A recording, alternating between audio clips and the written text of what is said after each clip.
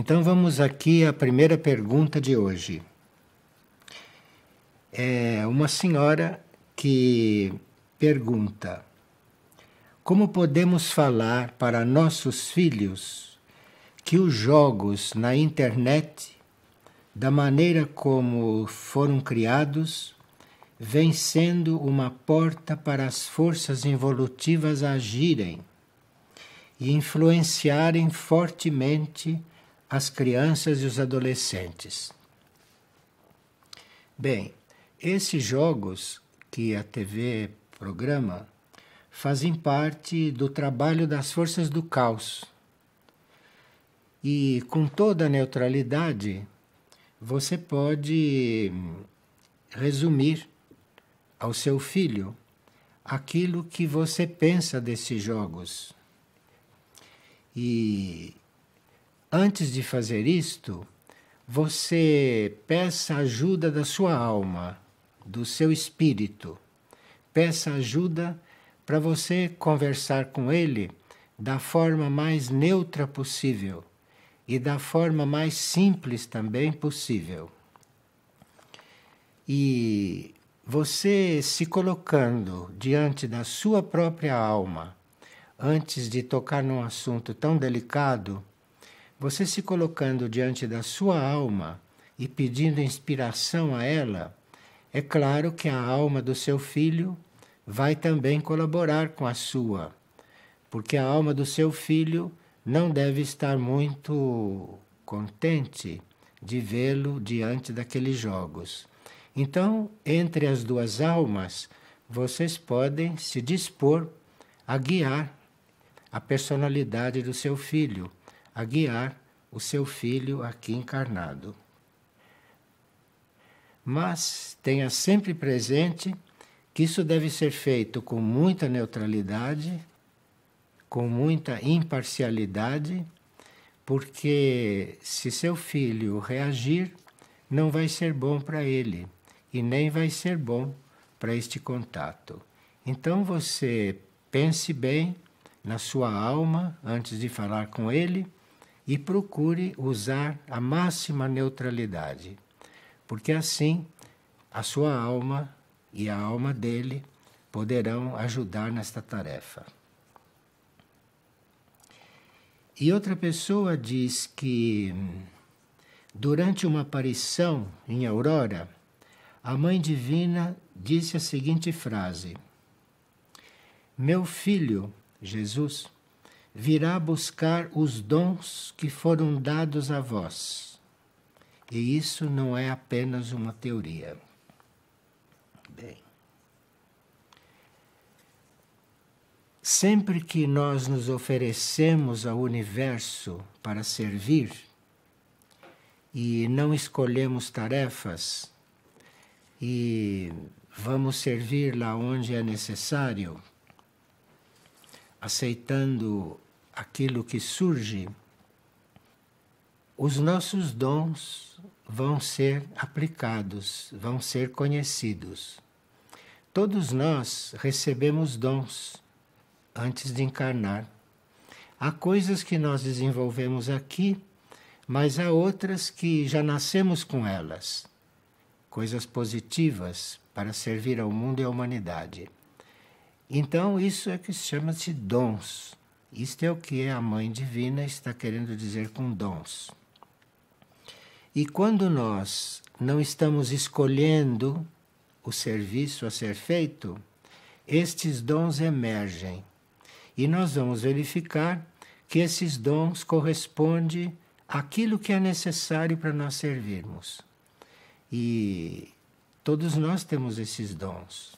Mas como não estamos muito bem conscientes da lei do serviço, como não estamos muito bem conscientes de que a alma está aqui para servir, a mãe então está perguntando que o universo, a uma certa altura, vai pedir contas desses dons que nos deu.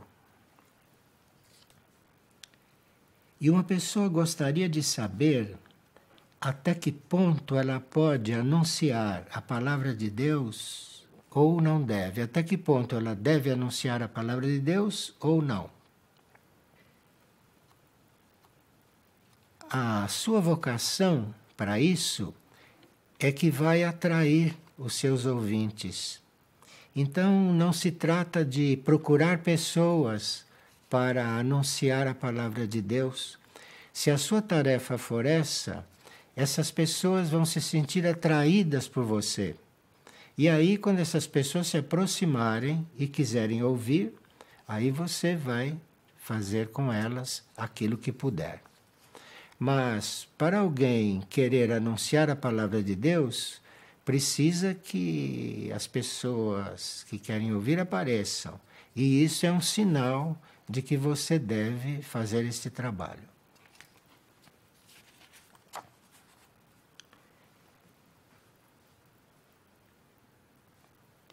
Uma pessoa iniciou recentemente um curso de psicologia e tem a intenção de auxiliar pessoas que possam ter alguma dificuldade nesse campo psicológico. E ela está nesta escola de psicologia e ela está um pouco em dúvida porque os professores, os instrutores não acreditam muito em coisas espirituais e ela está em dúvida se termina esse curso, se continua ou se vai fazer outra coisa. Bem, se você pretende atuar como psicóloga, para você fazer isto profissionalmente, você vai precisar deste diploma. E então você vai conseguir esse diploma para poder exercer sua profissão profissionalmente, oficialmente. Então, neste caso, você não é obrigada depois a trabalhar conforme algum dos seus instrutores ensinaram. Você terá a sua forma de trabalhar. Se você tiver realmente vocação para fazer isto, você terá a sua forma de fazer isto. Então você está num curso que pode dar a possibilidade de você ajudar os outros depois. Se esta é a sua meta, não se preocupe com aquilo que estão lhe ensinando, porque depois você vai usar aquilo que lhe serve para o seu trabalho e vai deixar de lado aquilo que para o seu trabalho não é útil. E uma pessoa gostaria de receber esclarecimentos a respeito do que foi uma visão que ela teve ao acordar. Ela viu, logo que acordou, com os olhos fechados, 3 cavalos brancos, fortes, altivos, estavam juntos com as patas dianteiras bem erguidas. E era uma imagem muito positiva que a impressionou muito. Então, nos sonhos e nas visões, os cavalos brancos podem estar simbolizando os nossos 3 corpos. Se você viu 3 cavalos brancos, poderiam estar representando os seus 3 corpos. O corpo físico, o corpo emocional e o corpo mental. E se eram brancos, é porque esses 3 corpos seus já estão preparados para o serviço ao planeta.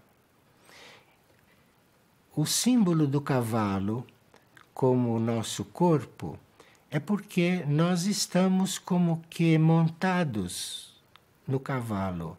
Nós estamos como que usando o nosso corpo para servir. Isto no mundo dos símbolos, no mundo dos sonhos.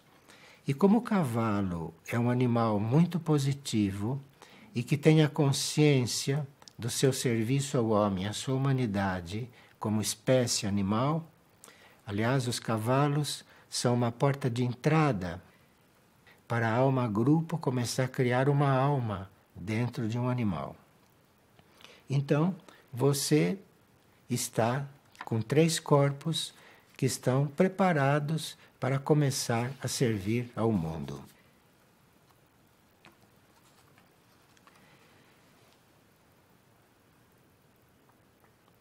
Bem, esta pessoa viu ao lado da sua cama, quando acordou, uma figura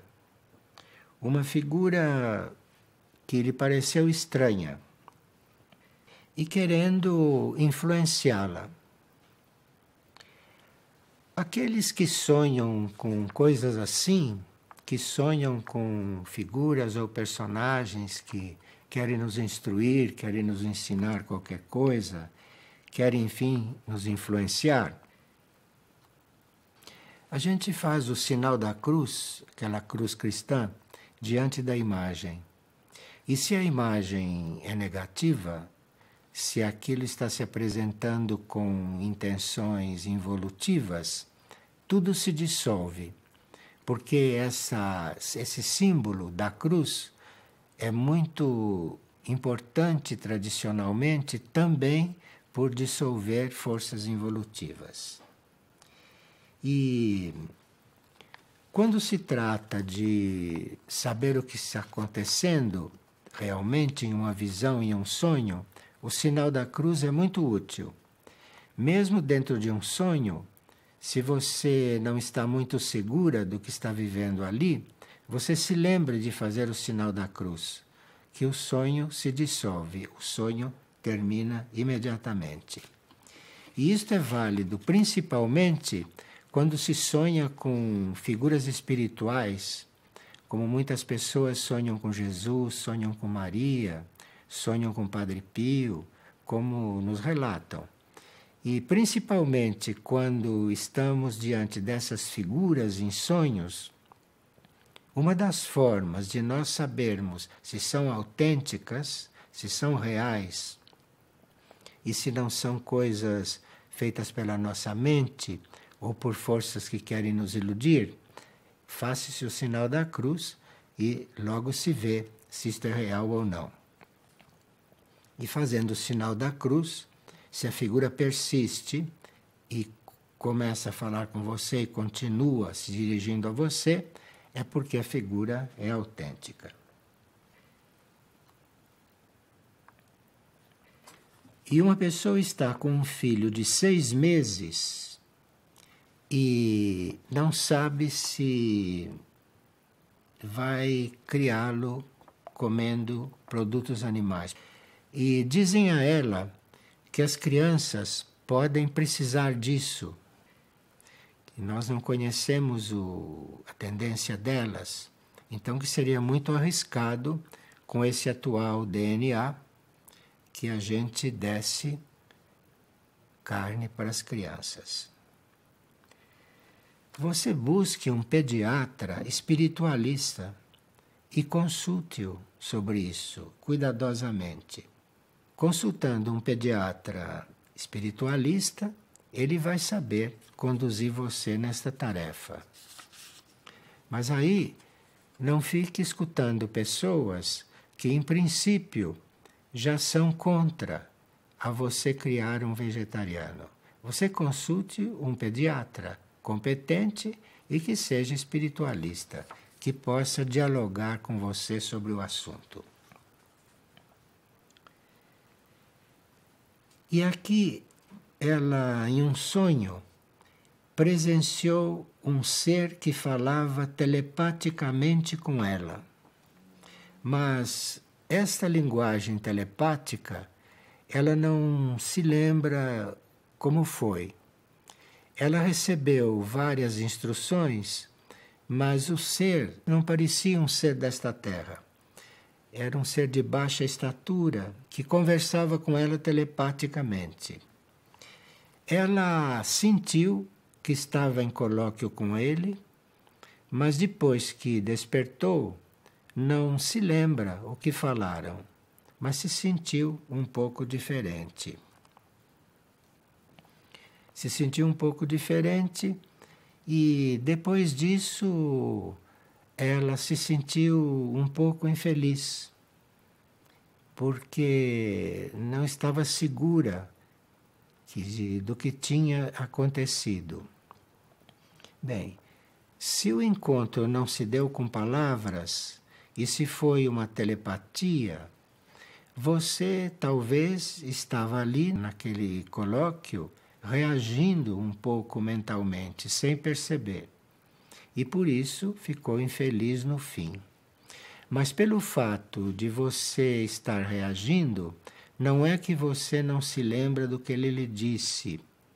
Porque se fosse um ser não da nossa linhagem terrestre, ele não podia falar com você com as palavras daqui. Então tinha mesmo que ser uma comunicação telepática. E como você diz que houve uma comunicação telepática, parece que o encontro foi autêntico.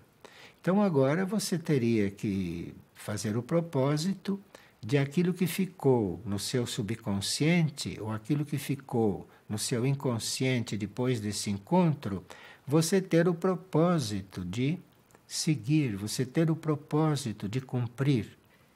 E aí você vai perder esse sentido de tristeza. Esse sentido de tristeza é um pouco o sentido de você ter perdido uma oportunidade, de ter eventualmente encontrado um instrutor de um outro plano ou que não seja desta terra.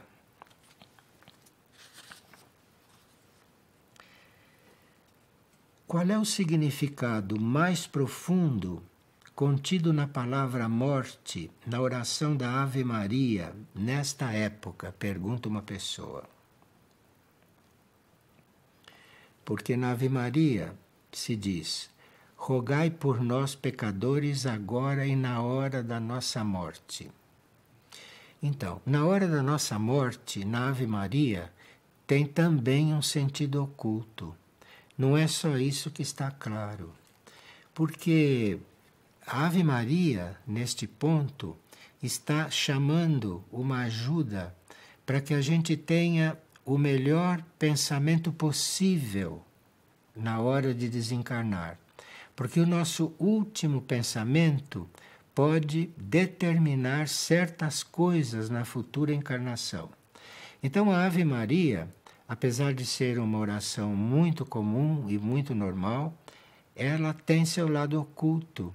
E quando se chama rogai por nós agora e na hora da nossa morte, tem esse lado oculto de estar nos preparando para estarmos bem lúcidos naquela hora, estarmos bem acompanhados naquela hora de forças superiores, para que tenhamos um pensamento correto, tenhamos um pensamento positivo.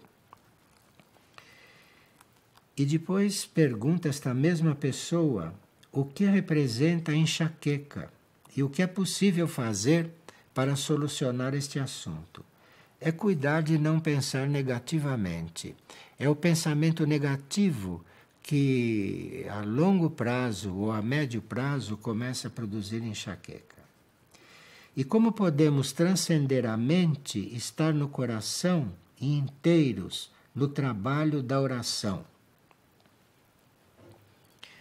Você não consegue ficar inteiro numa oração e não consegue transcender a mente mecânica numa oração se você não mantém a intenção antes de orar direito. Então, você tem que ter a intenção de orar corretamente, de estar concentrada na oração o tempo todo. E aí, quando chega no momento de orar, você logo entra no alinhamento. Agora, se você está distraída, agitada e de repente senta para orar, de repente, você vai ali ocupar seu tempo em se acalmar, em se equilibrar, não é? Em se alinhar e tudo isso. Mas é preciso, para você transcender a sua mente na oração e entrar em um outro nível de atividade de consciência, é preciso que você se prepare para isso, que você tenha a intenção de uma vez por dia ou 2 vezes por dia, ter os seus momentos de oração. Mas é preciso que você mantenha isso na consciência antes da oração, porque aí quando você chega ali, você está preparada. E esta mesma pessoa pergunta: o que fazer diante de pessoas próximas que tentam de todas as formas fazer com que voltemos a viver a vida comum? Evidentemente, você dá a entender que são pessoas muito ligadas a você, não é? E que querem interferir nesse seu caminho. Então, você não reaja. Você receba o que elas têm a dizer, você receba as objeções dela com amor, e enquanto elas estiverem reagindo, enquanto elas estiverem se dirigindo a você, tentando tirar você dessa proposta, você vá orando internamente por elas. Não reaja durante esses encontros e durante essas insistências. Você não reaja e interiormente fica orando por ela. São pessoas que fazem parte do nosso karma material. E se você não reage, você não prolonga esse vínculo kármico negativo. E se você, durante esses processos, você ora por essas pessoas, você vai contribuindo para que este karma vá terminando, vá se resolvendo.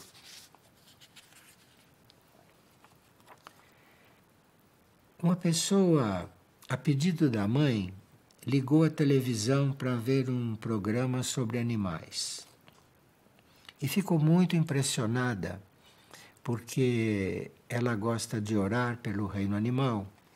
E na televisão ela ficou muito chocada com o que viu a respeito de animais e como eram tratados e tudo isso. Se você tem a intenção de orar pelo reino animal ou pelos reinos da natureza, você não vai se inspirar nem buscar notícias na televisão para estimular você, não é? Para não se alterar e para você não ficar impedida de fazer o seu trabalho. Então, não é preciso você se inspirar em coisas que a televisão lhe mostra para orar pelas coisas. Se você se puser a orar pelas coisas sem ver a televisão, você vai ver que você vai orar muito melhor e que você não vai ficar influenciada por aquilo que lhe é mostrado. Nem sempre a gente precisa saber o que se passa para orar por algo. Você pode estar orando por um país que está muito tumultuado pelas guerras internas ou externas, mas para fazer esse trabalho de oração você não precisa saber o que se passa. Não precisa se informar detalhadamente do que está se passando. Basta você sentir com seu coração qual é a necessidade daquele povo, daquele país ou daquela situação e orar. Não há necessidade de saber de detalhes. Esses detalhes vêm somente influenciar a sua mente e, eventualmente, dar uma cor um pouco emotiva à sua oração.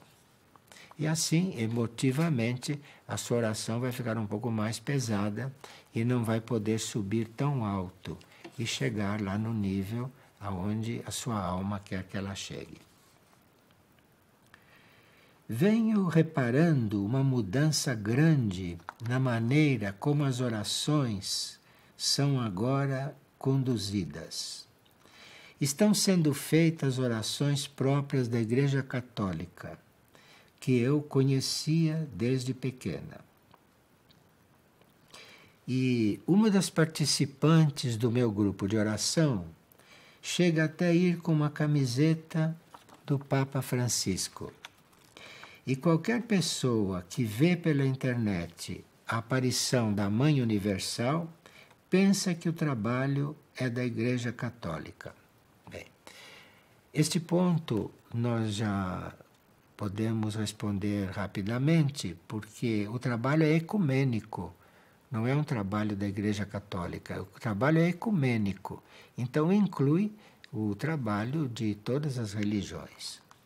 Agora, ecumenismo praticado se refere apenas às religiões cristãs católicas ou não? Bem, isso depende. Ecumenismo quer dizer universalidade. Se é ecumênico, deve ser universal. Agora, se alguém restringe o termo ecumenismo só entre os cristãos ou entre as religiões cristãs, isso não é responsabilidade do ecumenismo. O ecumenismo inclui tudo, e não só as religiões cristãs.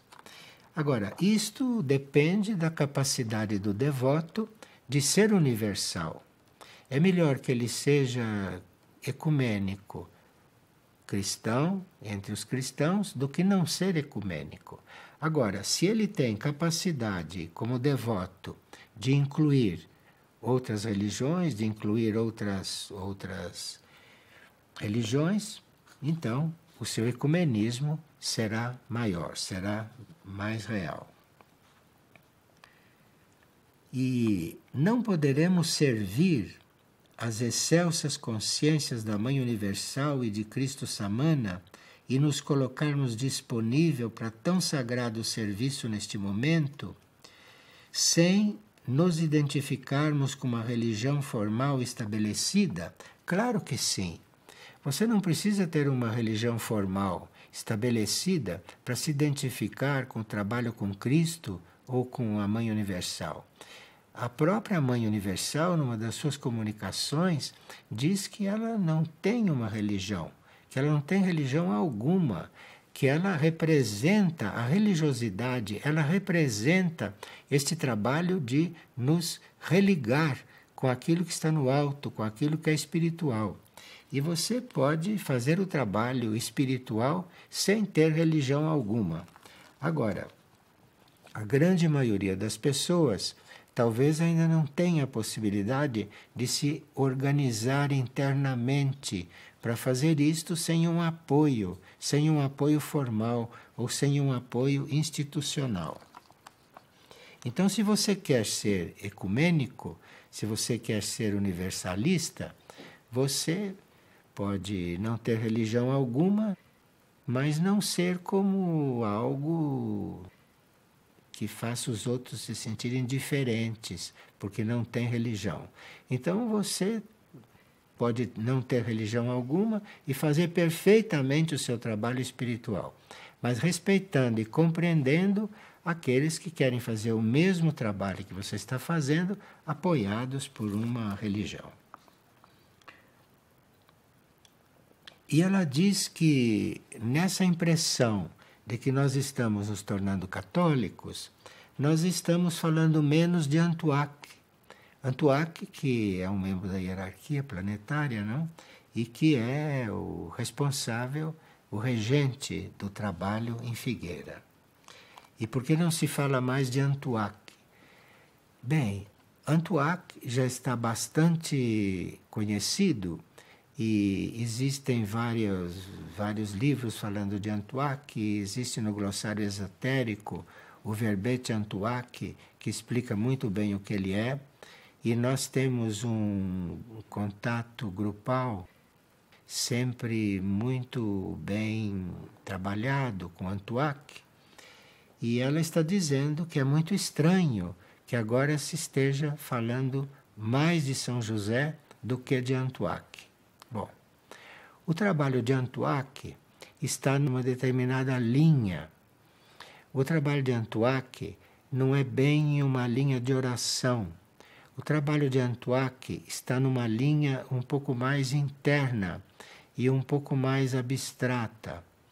O trabalho de Antuak está mais no campo das relações interplanetárias, está mais no campo do trabalho extraterrestre.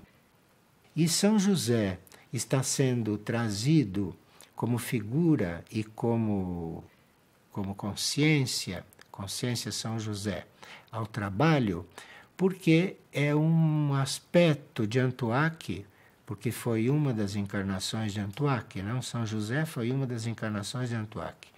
Então, é um aspecto de Antuaque que diz respeito à atividade orante. Então, Antuaque, no seu aspecto São José, ele está nos instruindo e está nos apresentando programas de oração. E como Antuaque, ele está fazendo um outro trabalho. De forma que nós não estamos trocando Antuaque por São José. Antuaque está revelando um outro aspecto dele.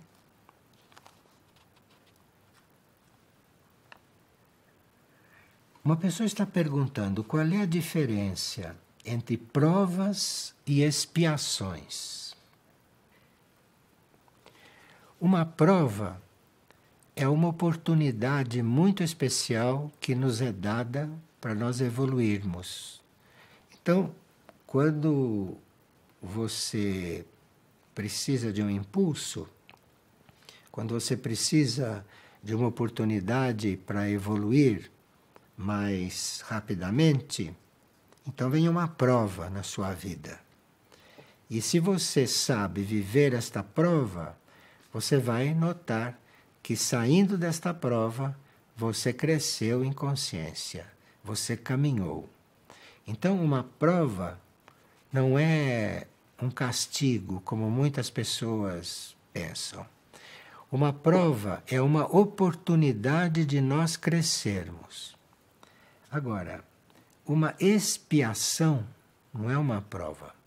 Uma expiação é uma espécie de pagamento kármico, isto é, através de uma expiação você está equilibrando algo que fez.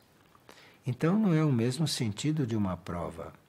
Eu posso estar num momento muito positivo da minha vida, não ter nenhum karma imediato para desenvolver ou para equilibrar, e posso ter uma prova. Mas então aquela prova veio para que eu fosse ajudado a dar um passo, que se não fosse aquela prova, talvez eu não desse. Agora, uma expiação já é um fato de equilíbrio, já vem para me equilibrar.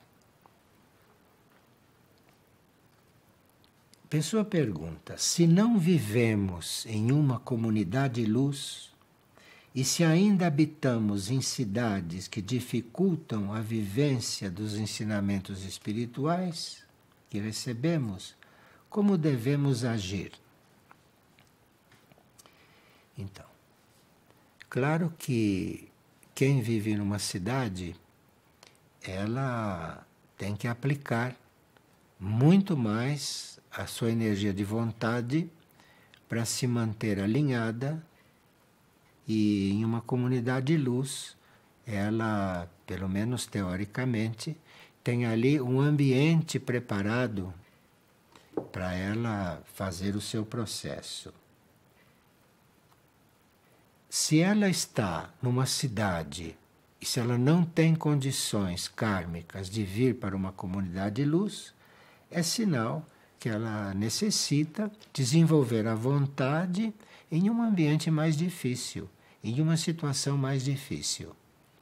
Mas isso de nós acharmos as coisas mais difíceis ou mais fáceis, isto é uma questão um pouco subjetiva, sabe? Porque, teoricamente, numa cidade, com toda a vida que se leva ali, certas coisas se tornam mais difíceis. Mas isto é muito subjetivo. Isto depende muito também do nosso processo interior, depende muito de como estamos naquela cidade. E podemos estar em uma comunidade de luz tendo sérias dificuldades. Isto tudo depende muito do nosso interior, depende muito da nossa situação interna. Enfim, depende muito das provas pelas quais devemos passar. Não deveríamos criar esta forma de pensamento que nas cidades é mais complicado, é mais difícil, porque de repente nós precisamos passar pela prova de ter momentos difíceis em uma comunidade de luz, para que o nosso ser, para que o nosso interno, para que a nossa mente seja polida, seja purificada e segundo a vontade da sua mônada, segundo a vontade do seu espírito naquele momento. Meu filho, segundo os médicos, tem depressão, diz uma pessoa. Há mais ou menos 10 anos. E toma remédios fortíssimos, sem resultados.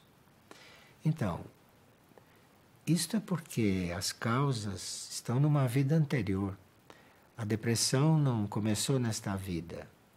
Se ele está em tratamento há 10 anos, esta causa surgiu numa vida anterior. Então, é uma causa que precisa ser trabalhada com um pouco mais de lentidão, não é? Porque é uma causa muito arraigada. E você, com isso, está desenvolvendo a paciência, está desenvolvendo o seu processo de oração, porque você tem orado por ele, e não deve se desanimar por isso. Você está diante de um caso que é antigo, é um caso antigo. Então você tem que se pôr diante desse caso mais antigo com muito mais fé e muito mais paciência, porque assim você poderá ajudá-lo a dissolver essas questões nesta mesma vida. Ela é do grupo de oração, esta pessoa, é do grupo de oração, e no grupo eles rezam com orações de todas as religiões para beneficiar este filho dela. E ela está perguntando se isso está bem assim. Então, vocês continuem orando sem cobrar as orações. Continuem orando sem criar expectativas. Vocês oram em oferta. Oram em oferta e deixem que a oração vá agindo. Vocês orem diante da eternidade. E não se preocupem com o passar do tempo. Isto é muito importante em casos assim, em casos longos. A pessoa diz: tenho 19 anos e sempre tive imenso amor pelos animais. E ela tinha uma cachorrinha que ela não a tratou com muita atenção. E essa cachorrinha foi operada e desencarnou durante a operação. E ela conta aqui como foi o seu processo junto com essas cachorrinhas. E depois que a cachorrinha desencarnou, ela ficou com um certo senso de culpa, porque não tratou a cachorrinha como ela acha que poderia ter tratado. Se você reconhece isto, é sinal que tudo isso serviu para você dar vários passos. Então agora, depois de ter passado por essa experiência, depois de ter achado que você deveria ter dado uma assistência maior para ela e tudo isto, ela acha que não correspondeu ao amor e amizade que a cachorrinha tinha para com ela. Então, você, depois de passada por essa experiência, se você reconheceu isto, você deu um passo. Você está num outro ponto. Agora você está num outro ponto. E se você tiver outro animal aos seus cuidados, o outro animal vai usufruir dessa sua experiência, vai usufruir dessa sua situação. Então você pense em daqui para diante, não pense no passado. Se a cachorrinha já desencarnou, já partiu, ela quer saber onde estará essa cachorrinha. Bem, se a cachorrinha já estiver individualizada, se ela tivesse sido já individualizada, se ela tivesse uma alma, se ela tiver uma alma dentro dela, ela estaria nesse momento no plano astral e preparando a sua nova encarnação. E é muito bom que você se desligue desses fatos passados, que é para que você limpe isso da sua consciência. Porque se ela tiver que reencarnar, eventualmente ela pode vir de novo parar nas suas mãos. E você então fazer com ela o que você não fez desta vez. Agora, se ela não está individualizada, ela desencarnou e volta para a alma grupo animal. Neste momento, ela pode estar dentro da alma grupo animal. E a sua intenção em restaurar tudo que você deixou de fazer, a sua intenção de restaurar essa convivência, vai ser muito bom a alma grupo receber essa sua intenção. Porque aí a alma grupo pode lhe enviar outro exemplar entre os seus seres, para que você possa colaborar desta vez muito mais para a evolução do reino animal. Então você não pense mais na cachorrinha, você pense na alma grupo e se disponha a servir o reino animal depois de ter tido essa experiência que você está relatando. Agora, lembre-se que ninguém morre, entendeu? A cachorrinha não morreu, a cachorrinha desencarnou, ninguém morre. E acontece que nós mudamos de plano de consciência, então ela também mudou de plano de consciência. Como você não sabe se ela já era ou não um indivíduo, você se dirige à alma grupo dos animais e peça à alma grupo uma oportunidade de você restaurar esta situação e de você ter a oportunidade de ter algum animal sob seus cuidados e aí agir diferente. Aquilo que nós chamamos dos nossos erros e aquilo que nós chamamos das coisas que nós criamos como culpa, aquilo são experiências e dependendo de como nós vivemos isto e de como depois reconhecemos o que vivemos, nós estamos num outro ponto evolutivo. De forma que há pessoas que aprendem errando. A grande maioria, diga-se de passagem, a grande maioria aprende errando, desde que depois reconheça o que fez e queira se transformar. Mas a grande maioria aprende errando, não foi só você que aconteceu isso.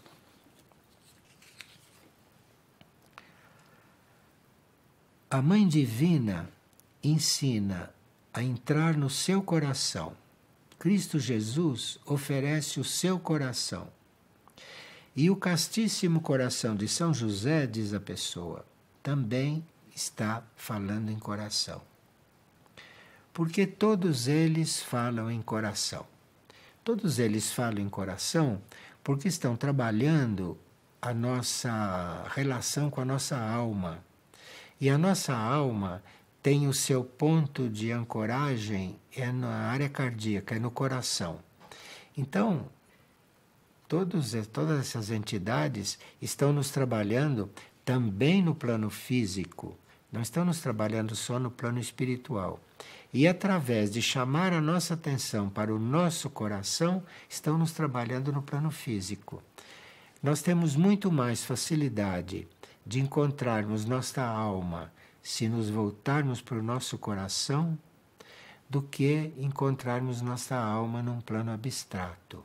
Então, por isso é que falam todos eles em coração, porque aí nós estamos com mais possibilidades de nos sentirmos mais seguros, de nos sentirmos mais coligados do que num plano abstrato. O coração, no plano físico, corresponde ao ponto em que a alma está ancorada no plano material. Por isso é que todos eles chamam a atenção para o coração. E claro que no coração deles existe uma essência que em ponto infinitesimal ou em ponto bastante substancial está em nosso coração também. Muito obrigado pela atenção e bom trabalho a todos.